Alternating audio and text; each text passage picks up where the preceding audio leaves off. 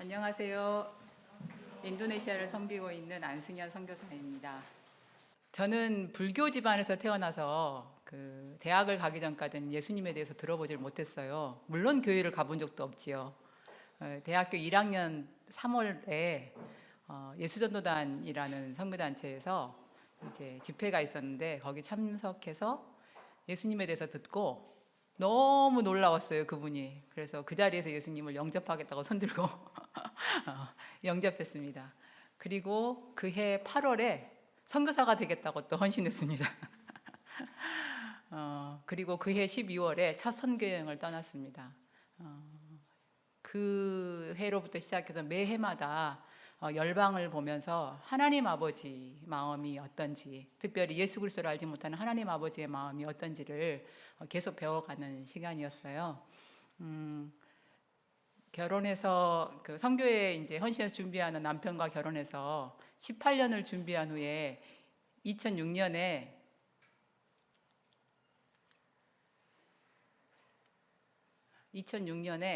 아이들과 함께 인도네시아로 갔습니다. 당시에 저희 딸이 7살이었고요. 제 아들이 11살이었습니다. 인도네시아는 17,500여 개의 섬으로 이루어져 있어요. 그 중에 6,000개의 섬에만 사람이 산다고 해요. 그 섬에 인구 2억 5천만 명이 살고 있습니다. 330여 종족이 있고요. 583개의 언어를 사용합니다. 물론 인도네시아 표준어가 있긴 합니다. 하지만 종족마다 자기의 종족어를 사용하는 것이 더 익숙합니다. 여러분들이 많이 들어보셨던 자와 여기에 있고요. 발리도 인도네시아에 있습니다. 저희는 여기 수마트라를 섬기고 있는데요. 자카르타에서 비행기로 2시간 반 타고 가면 저희가 섬기고 있는 수마트라 메단이 나옵니다. 인도네시아는 세계에서 무슬림이 가장 많은 나라인데요. 저기 수마트라에 인도네시아에서 무슬림이 가장 많은 1위로 많은 아체, 2위로 많은 파당, 두 도시가 다 있습니다.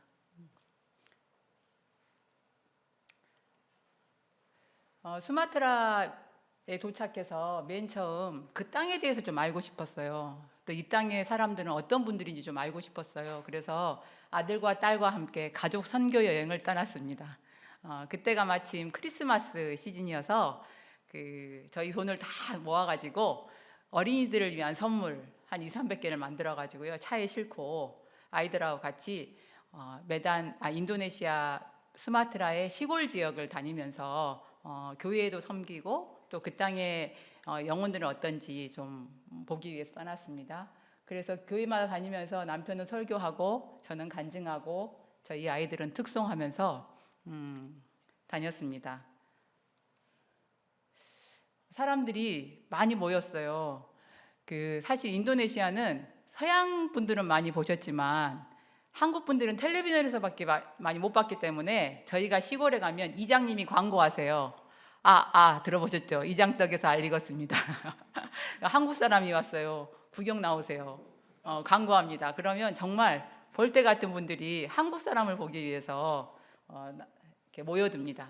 저희의 인기가 K-팝 스타 못지 않습니다. 예, 아이들도 모여서 모이고요. 되게 신기해합니다.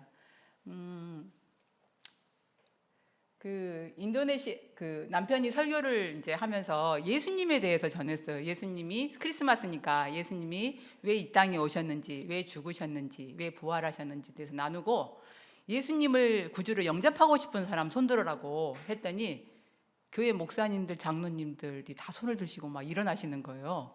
그래서 이게 무슨 일이지? 목사님들이 왜 예수님을 영접한다고 일어나시지? 그랬어요. 분위기를 잘 몰랐어요. 근데 교회를 다니면서 저희가 알게 된 사실은 인도네시아는 책으로 성경을 읽기보다 이야기로, 스토리텔링으로 성경 내용을 자주 접하는 민족이었어요.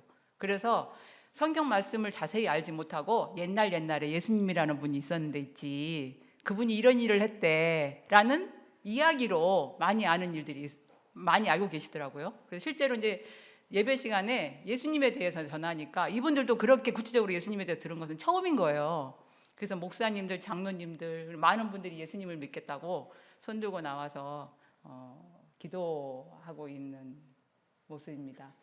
인도네시아 교회 성도분들은 나이가 좀 많이 들어 보이시죠?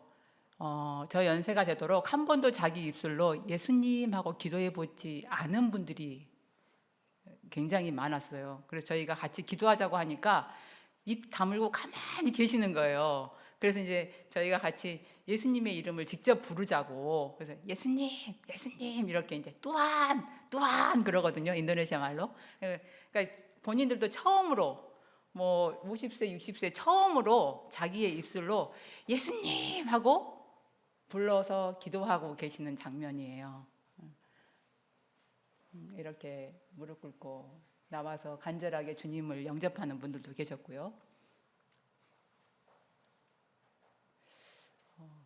이분들은 누구실까요? 교회 목사님과 장로님들이세요. 아까 나눈 것처럼 뭐 예수님 영접하겠다고 손들고 일어서 가지고 눈물로 막 기도하고 너무 은혜 받고 강단에서 딱 내려오면 바로 이 모습이 연출이 됩니다. 담배를 딱 물고 오늘 예배 너무 은혜스럽지 않았냐고 오늘 말씀이 너무 좋았다고 본인들끼리 얘기 나누세요. 그리고 저희를 집으로 초청해서 가면 너무 감사하다고 집에서 직접 담그신 귀한 술을 내놓으시면서 대접하겠다고 내오시는 거예요. 인도네시아 식업계는 진짜 우리가 생각했던, 상상했던 거하고는 너무 달랐어요.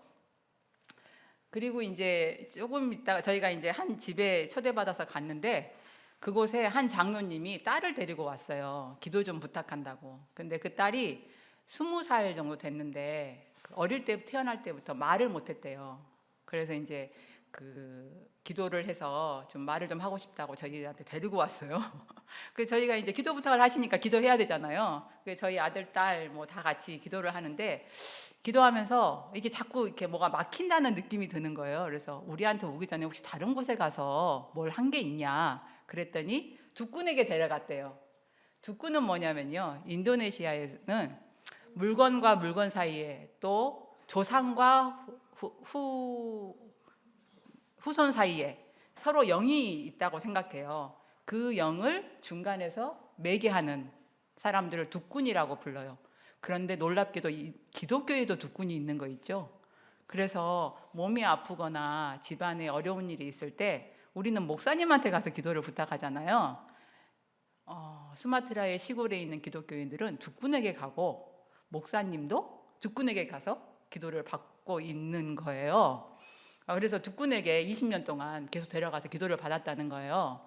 근데 이제 이분들이 기도를 해주면서 몸에 그 쇠조각이나 바늘을 집어넣습니다. 그러면 이게 이제 돌아다니면서 이 사람을 지켜준다고 생각해요. 그래서 실제로 저희가 이제 신학교에서 집회를 하면 이렇게 성령이 임하시면 이제 은혜가 넘쳐서 이렇게 친구들이 이제 예수님 영접하고 회개하고 막 그런 일이 있죠. 그러면요, 놀랍게도 이 쇠조각하고 바늘이 돌아다니는 게 보입니다. 보이다가요 구멍으로 나와요. 귀로도 나오고요, 입으로도 나와요. 놀랍죠? 네. 그런 일을 하는 분들이 두꾼인데 20년 동안 데려가서 이제 기도를 계속 받았다는 거예요. 그러니까 말을 못하니까 혀에서 피를 계속 빼고 그런 일들을 계속 한 거예요. 물론 쇠조각도 집어넣겠죠. 그래서 이제 저희가 그 부분에 대해서 이제 나누고 회개시키고 또 함께 같이 기도를 시작했습니다. 그리고 이제 성경 말씀을 따라 읽게 했는데 입이 이제 풀리지 않으니까 그냥 소리만 하고 내는 정도였어요. 그래서 이제 우리가 가서 계속 기도할 텐데 너도 매일 말씀을 읽었으면 좋겠다. 소리가 나든 안 나든 말씀을 계속 읽으라고 이제 부탁을 하고 갔어요. 한 달 후에 전화를 받았는데요. 이 친구의 평생 소원이 교회 앞에서 찬양하는 거였어요. 그날 교회 앞에서 찬양을 했대요. 그래가지고 저희한테 너무 감사하다고 전화를 했어요. 그래서 저희가 인도네시아 시골 교회 또 종족 교회들을 보면서 교회의 현실을 봤어요. 우리가 생각했던 것, 또 한국의 교회하고는 너무 다른 현실을 보면서 하나님 어떻게 이 땅을 섬겨야 할까요? 기도했는데 하나님이 두 가지 전략을 주셨어요. 목회자와 종교교사 양성에 대한 마음을 주셨어요. 가보니까 목사님이 부족해가지고 시골 지역은 5교회를 한 담임 목사님이 이제 맡으시더라고요. 근데 우리 한국 목사님들은 정말 열정이 있으시고 열심히 있으시니까 5교회를 맡으시면 매주 5교회를 가서 예배를 드리겠죠. 근데 놀랍게도 인도네시아 목사님들은 한 주에 한 교회만 가세요. 그럼 나머지 4교회는요, 뭐 장로님이나 아니면 지도자나 뭐 그런 분들이 그냥 성경 말씀 읽고 그다음 자기가 일주일 동안 어떻게 살았는지를 재밌게 이야기해주고 예배 시간에 그리고 마치는 거예요. 그런 상황인 거예요. 그래서 말씀을 정확히 알고 또 하나님 아버지가 어떤 분인지 정확히 아는 목회자 양성이 정말 시급하다는 생각이 들었어요. 그리고 인도네시아의 그 학교에는요, 종교 수업이 있어요. 무슨 회교, 또 기독교, 또 다른 여타 6개 종교에 다 해당하는 종교 교사가 있어요. 그래서 일주일에 4시간 수업을 받습니다. 근데 이 종교 교사들이 그러니까 제대로 예수님을 아는 종교 교사를 키워놓으면 학교 안에서 많은 학생들이 영향을 받겠잖아요. 그래서 목회자와 기독교 종교 교사를 양성하는 일에 시간을 많이 들이기 시작했습니다. 저희 신학생 초창기 이제 시작했을 때 신학생들이고요. 말씀을 가르치기 시작했습니다. 제가 처음에 가서 강의한 게 뭐였냐면 성경을 통으로 보는 것을 제가 이제 강의하고 그다음에 성경에 관한 역사적인 지리적인 이제 강의를 제가 했는데요. 제가 첫 수업에 신학생들에게 물어봤어요. 에덴 동산이 어디에 있었다고 생각되니? 그랬더니 한 학생이 딱 손을 들더니 하늘나라요 이렇게 대답을 했어요. 그랬더니 다른 학생이 손을 들더니 아니요 구름 위에요 이렇게 대답을 했어요. 그만큼 성경에 대해서 무지하고 신학생으로 헌신해서 왔음에도 불구하고 성경에 대해서 아는 지식이 없었어요. 그래서 저희가 말씀을 가르치기 시작하고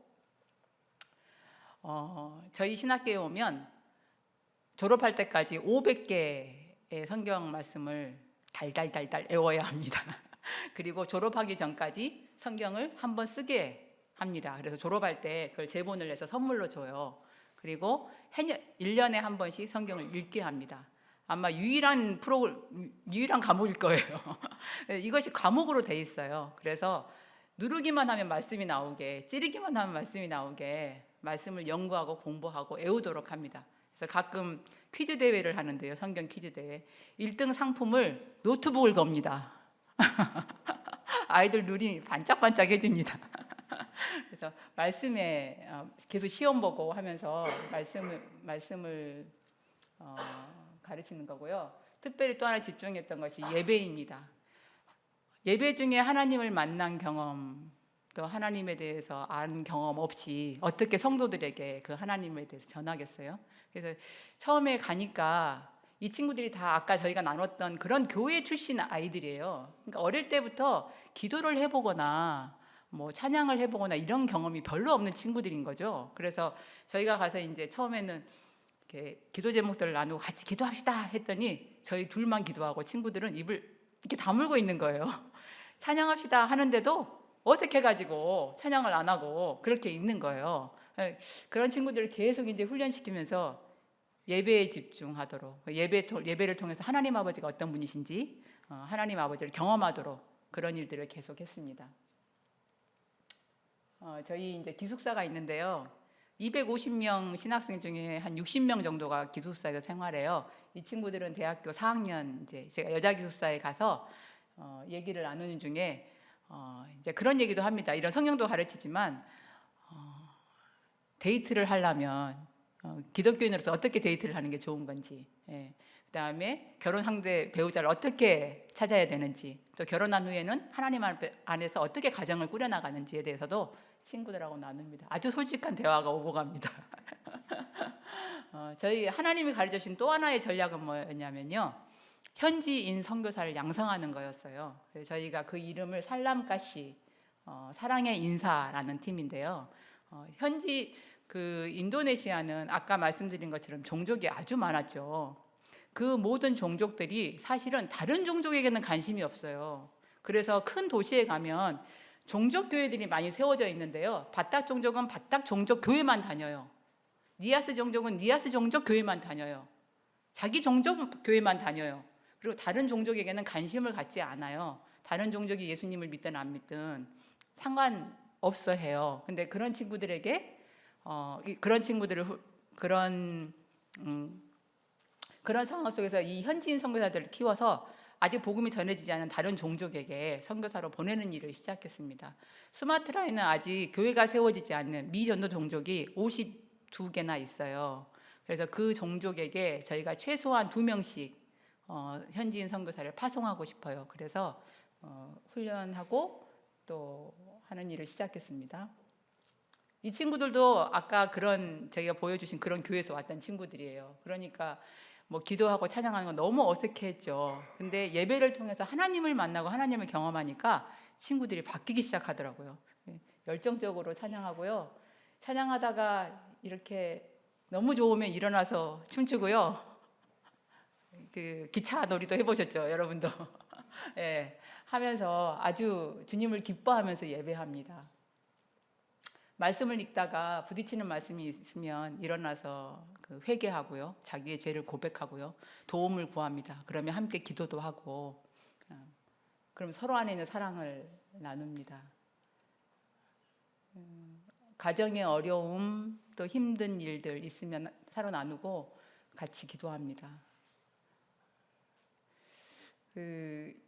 저희 이제 이거는 이제 같이 안아주는 일인데요. 이거는 가보니까 인도네시아 분들은 서로 이렇게 안아주는 게 굉장히 어색해 하더라고요. 근데 어떻게 해서 이제 예배 때마다 저희가 이제 서로 안아주고 격려하고 하는 일을 하는데 왜 시작하게 됐냐면요.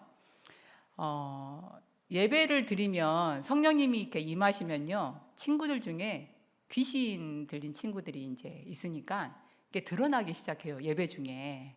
아까 보셨죠? 죽군에 가서 기도받고 이렇게 몸에 새 조각이 돌아다니면 그런 영 속에 계속 살았겠잖아요. 그러니까 예배가 깊어지고 성령께서 이렇게 임재하시는 게 느껴지면 귀신 들린 게 드러나요. 그래서 뒤로 넘어가기도 하고 고함 지르기도 하고 그런 일들이 매 예배 시간마다 사실은 있었어요. 초창기에는.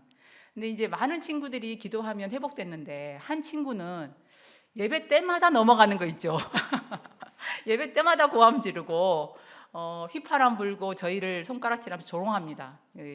그런 이제 귀신이 드러나면요. 힘도 얼마나 센지 몰라요. 제가 너무 고민이 되는 거예요. 하나님, 예수님의 이름이 능력이 있어서 예수님의 이름으로 기도하면 귀신이 떠난다고 했는데 왜 온전한 회복이 안 되는 거예요, 이 친구는? 제가 하나님께 이제 기도하면서 계속 이제 몇 주를 지나는데요. 그날도 이제 예배를 드리는데 또 이 친구가 넘어가면서 휘파람 불면서 막 저희 이름 부르면서 막 이렇게 조롱을 하는 거예요. 그래서 제가 하나님께 여쭤봤어요. 하나님 어떻게 해야 돼요? 근데 하나님이 그때 저한테 어떤 마음을 주셨냐면 가서 안아줘라 그런 마음을 주시는 거예요. 그래서 그전에는 이제 붙들고 막 예수님의 이름을 명하노니 이러고 막 했거든요. 근데 그날은 가서 그 난리치는 친구를 제가 꽉 안아줬어요. 가만히 안아줬어요. 근데 주님이 사랑한다고 말해줘라 그런 마음을 주시는 거예요. 그래서 제가 예수님이 얼마나 너를 사랑하는지 몰라. 그리고 나도 너를 사랑한다 라고 고백해줬어요. 그리고 다른 리더 자매가 또 와서 이 자매를 안아주면서 나도 너를 사랑해. 예수님이 너를 사랑해. 또 다른 친구가 와서 안아주면서 넌 정말 귀한 사람이야. 너를 사랑해. 예수님이 너를 사랑해. 고백해줬어요. 한 명씩 한 명씩 고백해줬어요. 그리고 놀랍게도요, 이 친구가 고함을 질렀는데요. 뭐라고 고함을 질르냐면요, 사랑한다고 말하지 마! 라고 고함을 질렀어요. 그리고 귀신이 떠났어요. 그때 온전한 회복이 일어나는 것을 제가 경험했어요. 선교사로서 제가 아주 놀라운 경험이었어요. 물론 배운 대로 영적 전쟁하는 것도 너무 중요하지만 한 영혼을 살리는, 온전케 하는 것은 하나님의 사랑밖에 없구나. 아무리 어려운 친구도 하나님 아버지의 그 사랑이 덮어버리면 온전하게 회복되는구나. 그때 배웠어요. 그래서 그 뒤로 제가 예배 때마다 서로 안아줬어요. 예배 드리면 서로 안아주면서 사랑한다고 축복해주고 사랑한다고 고백해주는 것에 능력이 있더라고요. 내가 가진 사랑이 아니고 내 안에 계신 예수 그리스도의 사랑으로 내가 너를 사랑한다. 그분이 너를 사랑한다라고 서로 고백하고 나눠주는 것에 능력이 있어요. 그래서 많은 친구들이 이 시간을 통해서 회복이 됩니다. 남자친구들이 안아주죠. 친구들이 하나님 아버지 사랑을 누리니까 얼굴이요 너무 환해지고 예뻐지는 거 있죠. 그래서 캠퍼스에 가면 저희 그 현지인 선교사들을 이렇게 친구들을 보고 너희 뭐 먹었냐고 물어본대요. 갑자기 이뻐지고 그러니까 그 매달 3일씩 4일씩 먹고 자고 하면서 또 집중 훈련을 시키거든요. 그때 이제 게임도 하고 말씀도 공부하고 하나님 아버지를 깊이 경험하는 그런 시간들입니다. 이 친구들이 이거는 뭐냐면 생일 케이크 하는 건데요. 사실 우리 한국은 생일날 생일 케이크 받는 거 너무 보편적이고 일반적인 일이잖아요. 근데 사실 이 친구들은 생애 처음으로 받아보는 생일 케이크예요. 아무도 자기가 태어난 이 생일을 귀하다고 말해준 적이 없더라고요. 네가 얼마나 귀한 사람인지, 네 생일이 얼마나 복된 날인지 그런 걸 말해준 사람이 없었어요. 그래서 이제 저희가 이 생일 케이크를 준비해서 서프라이즈를 해주면 펑펑 울어요. 네, 펑펑 울어요. 그러면서 하나님 아버지 사랑 그리고 내가 이 땅에 존재하는 이유, 그 아버지 사랑 그걸 충분히 이렇게 누리는 그런 시간입니다. 이 친구들이 아까 말씀드린 것처럼 다른 종족에게는 관심이 없던 친구들이에요. 근데 하나님 아버지 사랑이 경험되어지니까 이 사랑 다른 종족도 좀 알았으면 좋겠다. 내가 경험한 이 사랑 다른 사람들도 좀 알았으면 좋겠다 라고 하면서 종족들을 위한 기도를 하겠다고 해서 종족들에 대한 기도를 시작했습니다. 무슬림에게 복음을 전하겠다고 또 친구들이 그래가지고요. 무슬림들은 코란을 보죠. 코란은 우리가 사용하는 단어와 다른 단어들로 많이 쓰여 있어요. 그래서 예수님을 뭐 지저스나 예수스나 예수님이라고 하지 않고요. 이사 알마시라고 해요. 그래서 그분들이 사용하는 용어들이 따로 있어요. 그래서 무슬림에게 복음을 전하려면 그분들이 사용하는 그분들이 이해할 수 있는 단어로 설명을 해야 되겠잖아요. 그래서 2박 3일 동안 무슬림을 위한 전도법을 공부합니다. 그림을 그리면서요. 강의하고 서로 3, 3, 5 모여서 연습하고 서로에게 나눠주고 매 해년마다 고난주간 일주일 그리고 성탄절 일주일은 저희가 전도를 나갑니다. 무슬림 식구들에게. 이 친구들이 나갈 때는요 지갑을 다 두고 가요. 여러분들 추억의 거지 순례 여행 아시죠? 지갑을 다 두고요 오고 가는 차비만 들고 가요. 그래서 3박 4일을 정말 믿음으로 지내다 옵니다. 사실 무슬림에게 복음을 전하는 것 자체도 굉장히 위험한 일이에요. 특별히 가정으로 들어가서 이제 먹고 자고 하면서 복음을 전하기 때문에 어떤 친구들은 위협을 받기도 하고요. 너 예수님에 대해서 한 번 더 말하면 너 가만 안 두겠다라는 위협을 받기도 하고 실제적으로 굉장히 위험한 일들이 일어나기도 합니다. 근데 이 친구들이 다녀와서 간증을 할 때 들어보면요 최소한 100명 이상에게 복음을 전했고 10명 이상 20명의 무슬림들이 예수님 영접하는 일들이 있어요. 그래서 이 친구들의 고백이 정말 성경에만 계셨던 예수님이 내 옆을 같이 걸으셨어요 라는 고백들을 했어요. 저랑 함께 밥 먹고 저랑 함께 걸으시면서 제가 예수님이 어떤 분인지를 느꼈어요. 이런 얘기들을 이제 다녀오면 해요. 그래서 이거는 이제 다 마스크 쓰고 있죠. 이번에 다녀온 겁니다. 고난주간 이번 고난주간에 가지 말라고 위험하다고 하는데 언제까지 코로나 핑계 대겠냐고 간다고 해서 저희가 보냈습니다. 근데 감사하게도 아무 탈 없이 다 잘 돌아왔습니다. 무슬림들 만나서 복음을 전하고요. 너무나 감사하죠. 이 친구들이 이제 미전도 종족으로 가겠다고 해서 그 미전도 종족들이 살고 있는 밀림 지역으로 찾아 나섰습니다. 거기는 오토바이밖에 갈 수 없는 곳이에요. 길들이 이렇게 생겼습니다. 저희 친구들인데요.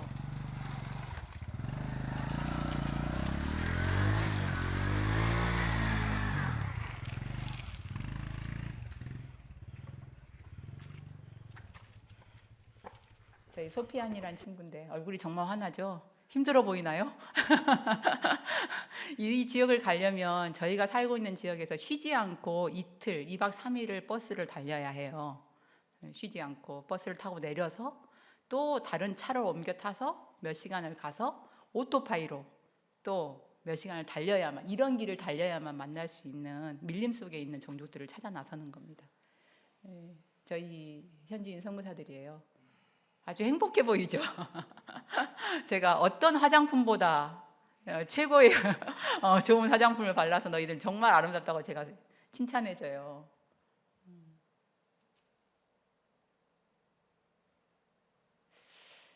저희도 이제 오토바이 타고 그러니까 가다 보면 이제 큰 강들이 있거든요. 그러면 이제 오토바이가 강을 건너기는 어려우니까 뗏목을 그 자리에서 만들어요. 그래가지고 오토바이를 싣고 이제 옮깁니다. 건너 마을로.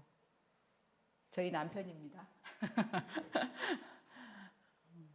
이제 저렇게 옮기기도 하지만 또 강가로 직접 이렇게 그 오토바이를 몰고 가기도 하는데요. 제 남편입니다. 이게 가다가 시동을 멈추면 안 된대요. 그러면 모터로 물이 들어간대요. 그래서 굉장한 기술과 기도가 필요한 시간입니다. 성공을 할까요?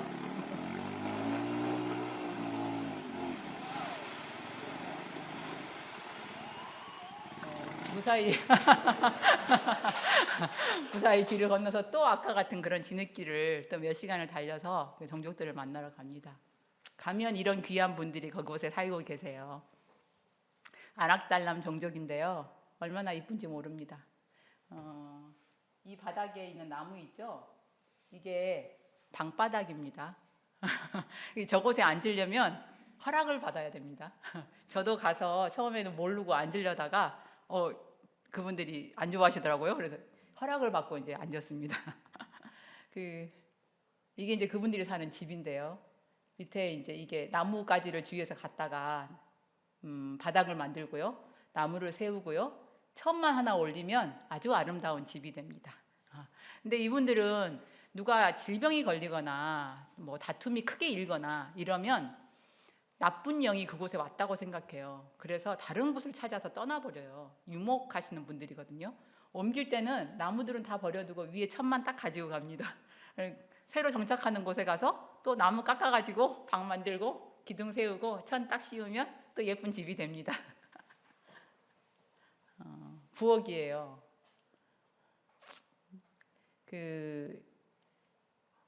이렇게 이제 남편이 군대에서 배운 총 실력을 발휘하고 있습니다. 이분들은 수렵 생활을 하세요. 그래서 이제 멧돼지를, 그러니까 산돼지를 잡거나 해서 이제 직접 기른 것은 나쁜 영이 있다고 생각한대요. 그래서 직접 길러서 먹진 않아요. 그래서 수렵을 해서 먹기 때문에 이렇게 총하고 칼 사용을 합니다. 그래서 이제 군대에서 배운 실력으로 총은 이렇게 쏘는 거라고 가르쳐주고 있습니다. 사냥을 해갖고 오면요, 이렇게 나눕니다. 같이 다 사냥 나가서 여러 사람들이 나누고요, 멧돼지 이렇게 통째로 굽기도 하고요. 이거는 이제 대부분 남자분들이 사냥을 밤에 나가시거든요. 근데 밤이라서 굉장히 사실은 위험해요. 그래서 저희가 머리에 이렇게 두르고 이렇게 켜면 되는 랜턴이 있더라고요. 그래서 그거를 여러 개 사가지고 가서 사용하는 법을 설명해드리고 사용하도록 드리고 왔습니다. 저희 현지인 선교사 둘입니다. 쓰리 목사님, 레피 목사님인데요. 이 친구들이 저희 신학교에서 전교 1, 2등을 했던 친구들이에요. 저희 신학교가 수마트라 섬의 신학교의 서울대입니다. 굉장히 실력 있는 친구들이 옵니다. 그 중에서도 탑을 했던 친구들이에요. 사실 졸업하면 인도네시아는 개인 목회를 한다기보다는 교단에서 봉급을 줍니다, 목사님들을. 그래서 졸업만 하면 어느 정도 안정적인 생활이 보장이 돼요. 근데 그런 것들을 포기하고 마다하고 이 종족 안에 들어가서 종족 사람들을 위해서 살고 있습니다. 저희 현지인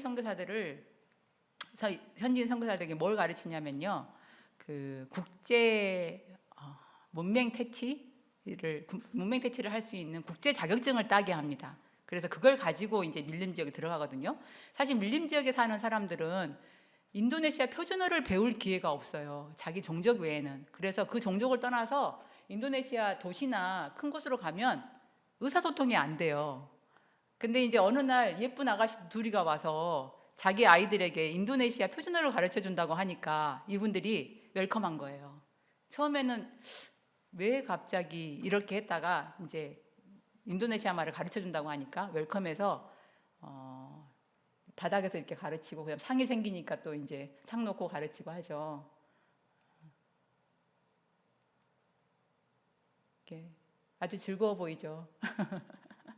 이 친구들은 씻기를 엄청 싫어한대요. 그래가지고 가르치기 전에 강가에 가서 목욕하고 와야 인도네시아 말 가르쳐 준다? 그러면 씻고 온대요. 이제 이거는 딸랑마마 종족이라고 저희가 섬기고 있는 또 다른 종족인데요. 이 종족에게도 가서 인도네시아 현지어를 학생들에게 먼저 가르치기 시작했어요. 근데 놀랍게도요, 이 종족은요, 자기의 힘으로 학교를 지었습니다. 나무들을 다 주위 나무들을 갖다가 예쁘게 이렇게 지었죠. 그래서 그 학교가 세워지니까 학생들뿐만 아니라 어른들까지 다 와서요, 구경합니다. 그리고 수업을 함께 합니다. 여기 청년들 보이시죠? 와서 뭘 배우나 엄청 궁금해해요. 그래서 벽에 다 붙어가지고 배우고요. 수업 시간에 부모님들이 와가지고 앉아 계시고 막 그럽니다. 저희 선교사들이 가서 이제 수업하면서 아이들하고 함께 하는 거고요.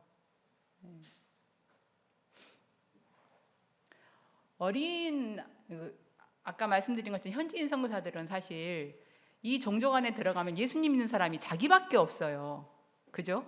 우리 생각하면 서울 시내에 예수님 믿는 사람이 자기밖에 없는 거예요. 그러면 웬만한 영성 가지고는 못 버텨내죠. 그래서 저희가 보통 5년, 6년 정도 같이 살면서 훈련을 시키는데요.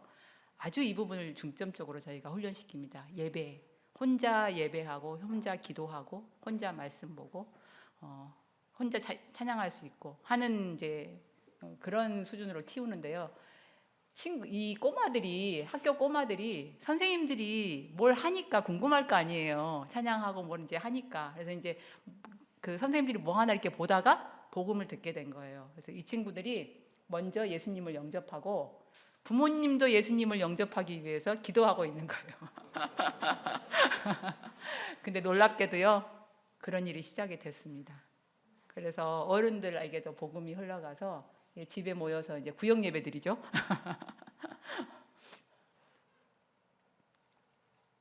그리고 첫 교회가 세워졌습니다. 딸랑마마 종족 자기들의 손으로 지은 첫 교회입니다. 주일학교 하고 있는 거고요. 2년 전에 첫 세례자가 나왔습니다. 이분이 족장님이세요. 족장님이 예수님을 믿으셨고요. 또 이분이 족장님 사모님이세요. 족장님 사모님이 예수님을 믿으면서 복음이 전해지기 시작했습니다. 그래서 교회를 처음에는 이렇게 지었는데요.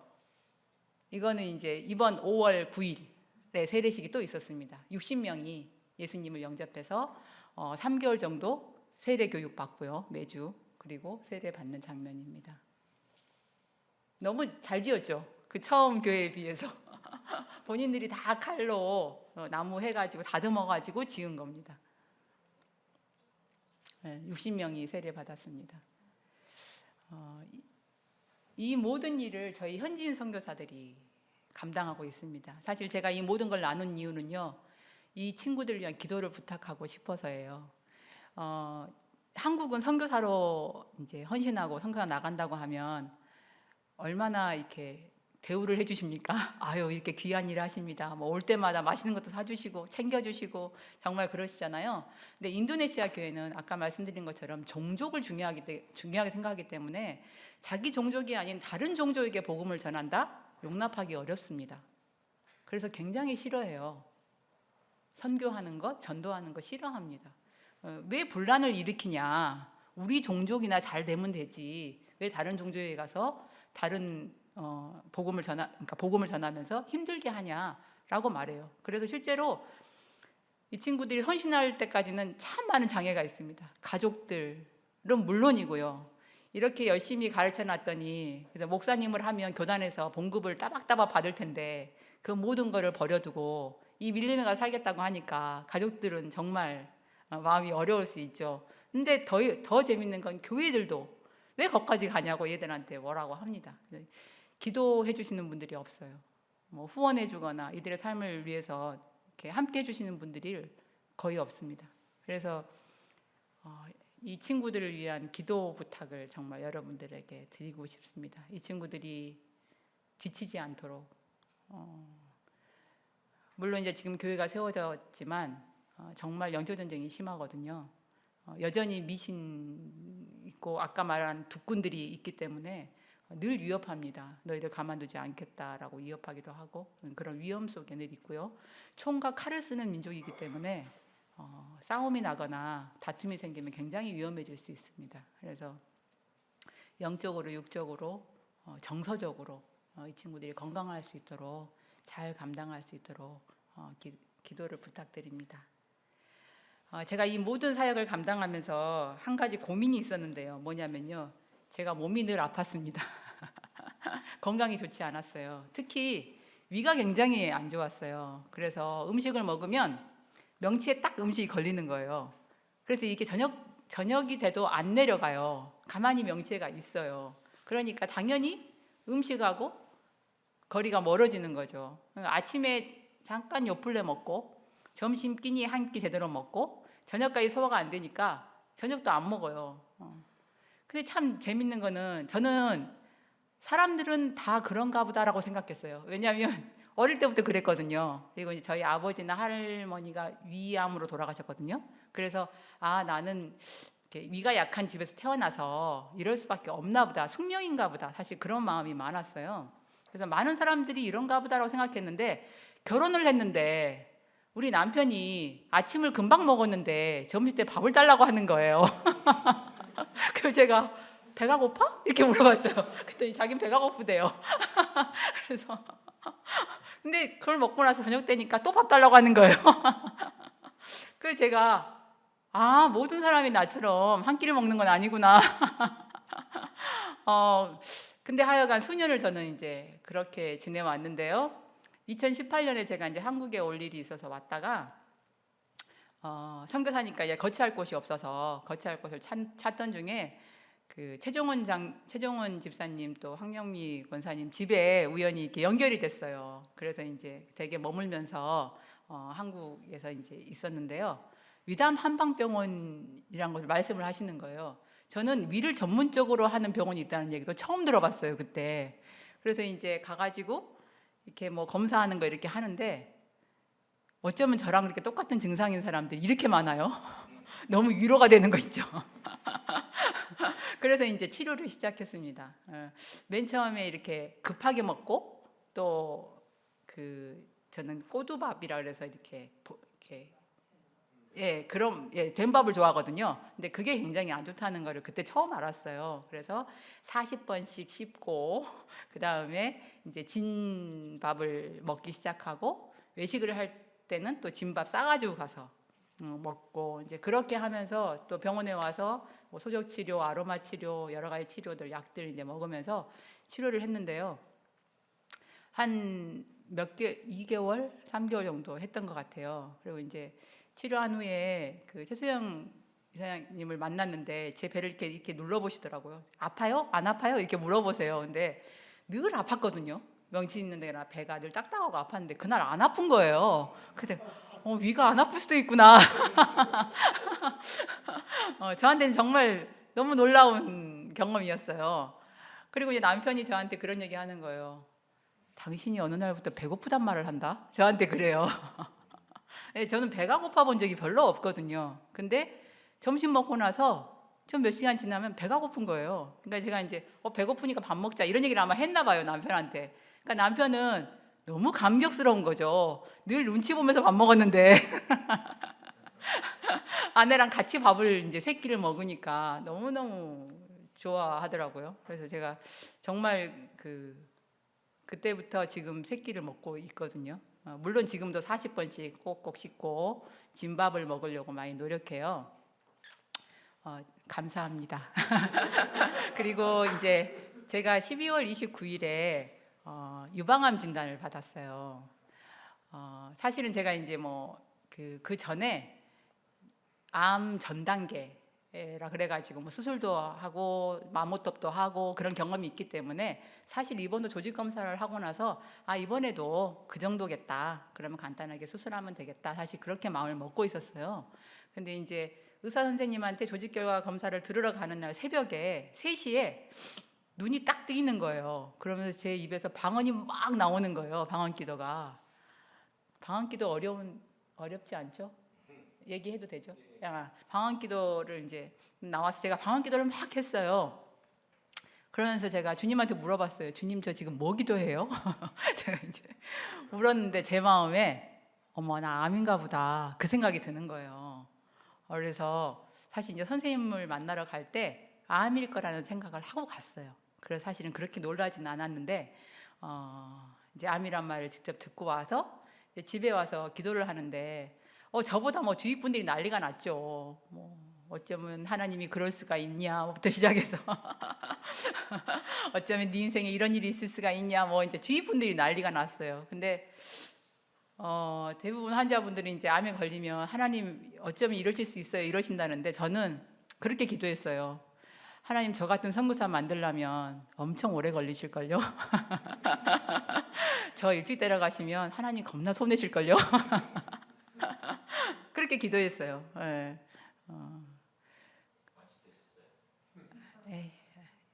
아멘입니다.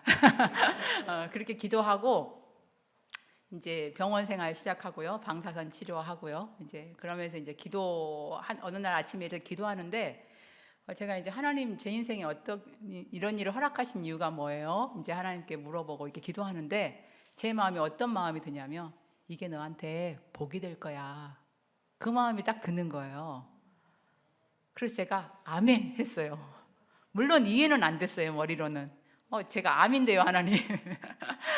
이게 뭔 복이에요? 뭐 이럴 수 있지만 하나님이 그렇다고 하시니까 저 무조건 아멘 했어요. 그리고 그날부터 하나님이 어떻게 이걸 복되게 하실 거지? 복으로 바꿔주실 거지? 그 관심이 저한테 막 계속 생기는 거예요. 그래서 병원 생활하는 동안 또 그 뒤에 나와서 이제 매일매일 사는 동안 아침마다 하나님, 오늘은 어떤 복을 주실 거예요? 어떻게 복으로 바꿔주실 거예요? 이렇게 묻기 시작했어요. 그래서 제가 이 암에 걸렸기 때문에 만날 수 있는 다른 암 한우들을 만나기 시작하고 그 친구들의 삶을 듣기 시작하고 성경 공부를 같이 하고 그러면서 회복이 되고 그런 것들을 제가 이제 경험하게 됐고요. 이걸 복이라고 말씀하셨구나. 나도 복이고 그분들도 복이구나. 이제 그런 걸 배워가게 됐고요. 그러고 있는데 최정원 집사님께서 충주에 위담 이제 통합병원을 세우셨다고, 선교사님 거기에 1호 환자로 가시면 어떠냐고 이렇게 물어보셨어요. 거기가 암도 치료하고 위도 치료하는 곳이기 때문에 저한테 너무 적합할 것 같다고 제안을 해주셨는데 너무 감사하죠. 그리고 너무 놀랐어요. 그런 제안을 받는다는 게. 그래서 이제 제가 가서 기도했어요. 하나님께. 하나님, 이러이러했는데 이거 하나님 허락하신 거예요. 이제 기도하는데 하나님이 내가 복이라고 했지? 그런 마음을 주셨어요. 하나님이 아마 이 기간을 통해서 제 연약해진 저희는 여러 육체 여러 부분들을 온전케 해 주셔서 제가 더 건강한 모습으로 완전히 건강한 모습으로 다시 인도네시아에 갈 수 있도록 해주실 것 같습니다. 이 모든 일을 허락하신 하나님께 감사하고 저를 위해서 기도해 주시고 또 치료 과정을 함께 해주신 모든 분께 감사드립니다.